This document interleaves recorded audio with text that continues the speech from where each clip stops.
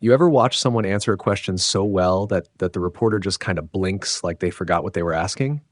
Yeah, that's what happened here with Marco Rubio. The reporter tried to trap him, but Rubio, oh, he came ready. He pulled out facts like a magician pulling rabbits out of hats and somehow made the whole room awkwardly silent. You're going to want to see this. Let's break it down and laugh a little while we're at it. Mr. Secretary, it was announced today that you're headed to Rome for the Pope's inaugural Mass. Pope Leo, in different parts of his life, has spoken passionately about the plight of migrants. How do you reconcile what the Vatican has said on compassion for migrants with the Trump administration's policies? Well, first of all, the Pope is not a political figure. I know he's covered like one, but they're not. They're the earthly head of the Roman Catholic Church. And the church has strong social doctrine teachings, and I think there is not incompatibility. We too are compassionate towards migrants. I would argue there's nothing compassionate about mass migration.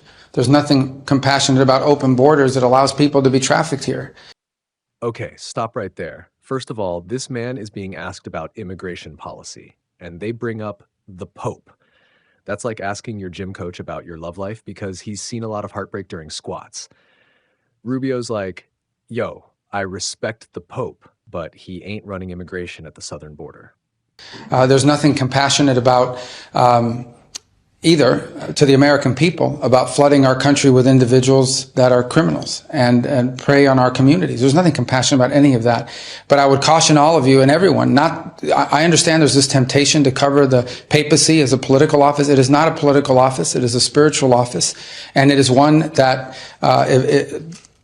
has a social teachings that are aligned with the faith and with the gospel. And but I don't believe those are incompatible with a national policy that tries to prevent mass migration, which is not compassionate to people that are being trafficked into our country, and is also not compassionate to people in the country who suffer gravely. There's nothing compassionate about mass migration. Oof, that line hits like a frying pan. Rubio is out here throwing down real talk. He's saying, yeah, we care about people, but letting cartels traffic humans across the border isn't exactly a hallmark moment. He's got a point. Compassion doesn't mean letting chaos roam free like it's Coachella for criminals. When 1 million people come here illegally, if 1,000 of them are dangerous criminals, those are a lot of victims. And that's not fair either, and that's not compassionate. So, by the way, I mean, and I don't mean this to be snarky, but the Vatican has rules about who can come in and who can overstay. So every place has that. It's what you do to protect your sovereignty. We are the most compassionate nation in the world. Now, this is where it gets spicy. Rubio's basically like, hey, even the Vatican has a bouncer. Don't act like heaven's got open borders. That's when the reporter's face froze like their Wi-Fi cut out. You just know they weren't ready for that comeback. Every single year, 1 million people legally migrate to the United States permanently. Permanent residency. No other nation is nearly as compassionate as we are. We've been doing it for a long time. But it can't be 5 million people a year that come, with 4 million illegally. That's just not sustainable, and there's nothing compassionate about it for Americans. Mr. Secretary, your comments on mass migration are obviously correct that it's not compassionate, and the journey that migrants have to go on is obviously devastating. I think the concern that people have about the compassion is that they think about the mega prison in El Salvador accused of torture and overcompensation of prisoners, and they say those are deterrent policies for sure, but they're not compassionate. I wonder how you would respond. No, those prisons, that's all anti-Bukele propaganda. This is not true. Boom. Plot twist. The reporter tries to pull the "but El Salvador is scary" card, and Rubio's like, fake news, try again. Rubio straight up defends Bukele like he's his MMA tag team partner. You couldn't even walk the streets of El Salvador before. Now it's the safest country in the region. They're wrong. They hate Bukele, and so they make these things up, and they can if they want to, but it's not true. The people that were removed from this country were dangerous criminals. These were not migrants. These were criminals. Okay, there's migrants or people that come here, they violate the law because they broke our immigration laws. Those people are deported to their home countries. These are dangerous criminals, which Venezuela would not accept. These were trained at Agua gang members.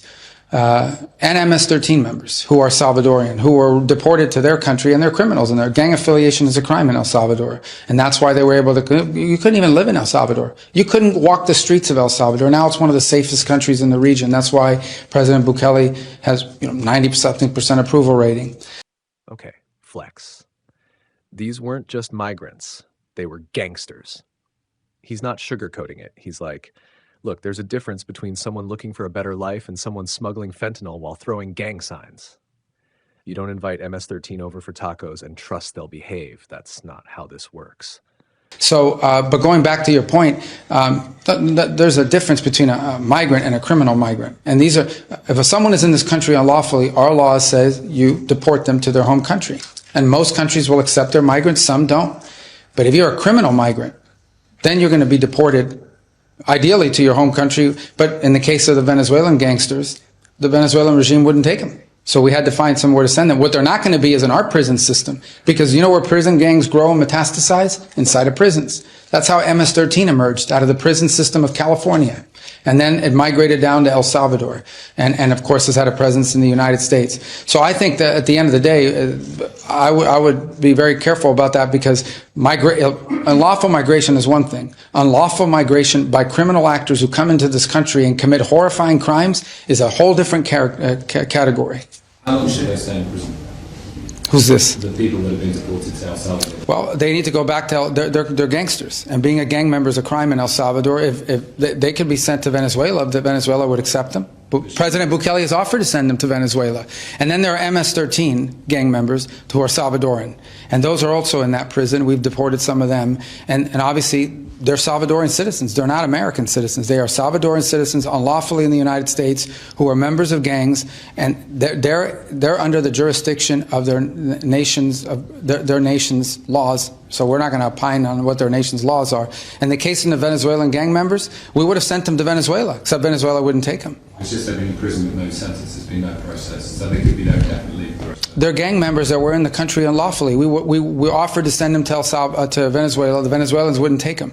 So we found an alternative location. Where they're not going to be is in the prison system of the United States, recruiting new gang members while in prison so they can come out and create even more crime in our country. Bro, that right there, that's the quote. He's like, we're not feeding them 3 meals a day so they can recruit more thugs behind bars.